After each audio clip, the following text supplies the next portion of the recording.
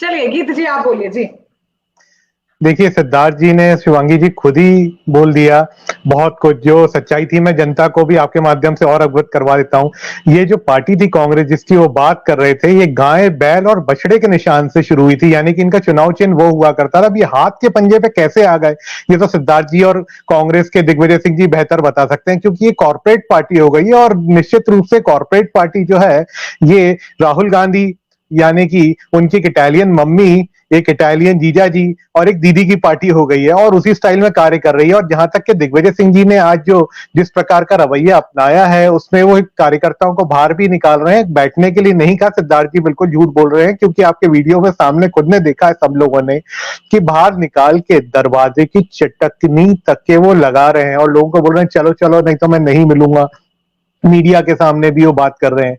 तो निश्चित रूप से दिग्विजय सिंह जी जो हैं, उनको ऐसा लग रहा है कि कांग्रेस की कोई रीति नीति नहीं है। और जहां तक कि सिद्धार्थ जी ने एक और बात बोली थी गांधी जी के, तो मैं भी यही चाहूंगा कि गांधी जी के दिखाए हुए तय स्थान पर दिग्विजय सिंह जी ही लेकर जाएं। यानी कि गांधी जी ने बोला था राष्ट्र अब आजाद हो चुका है, अब कांग्रेस की कोई आवश्यकता नहीं है, तो कांग्रेस को समाप्त कर देना चाहिए।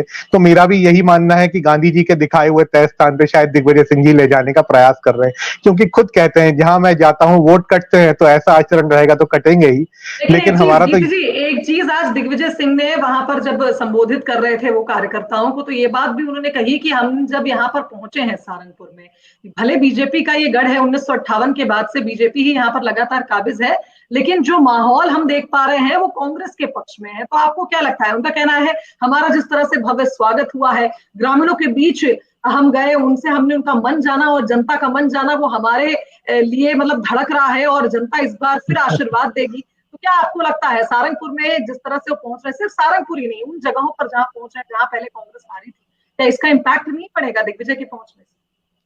बिल्कुल नहीं पड़ेगा, क्योंकि दिग्विजय सिंह को जनता जो है मिस्टर बंटाधार बोल के संबोधित करती है, और मिस्टर बंटाधार से जनता को कोई उम्मीद नहीं है। दूसरी बात, इनकी पार्टी में आपस में तालमेल नहीं है। देखिए, अभी तो दिग्विजय सिंह जी और कमलनाथ जी में होड़ चल रही है कि मैं बड़ा नेता हूं, कि दूसरा बड़ा नेता है। दोनों पूर्व मुख्यमंत्री रहे हैं, लेकिन कैडर बेस पार्टी की जब बात आती है तो कांग्रेस दूर दूर तक के दिखाई नहीं देती। चाहे इनके वरिष्ठ नेताओं की शीर्ष नेतृत्व की बात कर लीजिए, अभी कुछ इनके यहाँ पर कुछ महत्वपूर्ण बैठकें होनी थी, लेकिन इनके फिरोज जी के पोते यानी कि राहुल जी भी विदेश दौरे पे हैं और खड़गे जी भी अवेलेबल नहीं थे, तो वो जो बैठक है 13 तारीख तक के स्थगित कर दी गई। तो ऐसे में जनता के हितों की कहां बात करेंगे जब ये अपने पार्टी के निर्णय नहीं ले पा रहे। तो दिग्विजय सिंह जी के जाने से और दिग्विजय सिंह जी से कोई अपनी बात रख रहा है, ये तो एक मजाक की बात हो गई। क्योंकि दिग्विजय सिंह जी ने अगर मन की बात लोगों के सुनी होती तो पहले ही वो बिजली गोल नहीं करते, वो उनकी सरकार नहीं जाती। वो तो उस समय भी मुझे ध्यान है कि वो बोलते थे मैं देखिए उमा गीत जी जी, कुल मिलाकर आपकी पार्टी लगातार आंकड़ों पे बात कर रही है, इस बार भी दावे किए जा रहे हैं बीजेपी की ओर से सीटों पर। तो आपको क्या लगता है, तैयार है बीजेपी चुनाव के लिए?